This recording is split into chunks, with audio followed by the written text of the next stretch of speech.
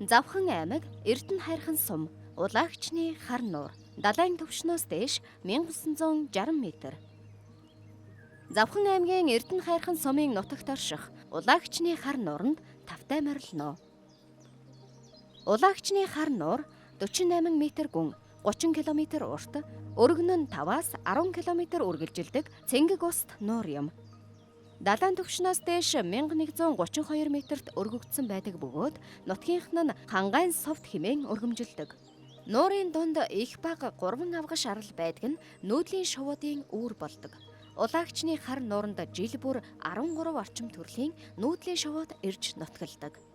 Та байгаль орчноо хайрлан тавтай сайхан аялаарай. Их дэлхийн минь ногоон байгаасай. Unitel Group.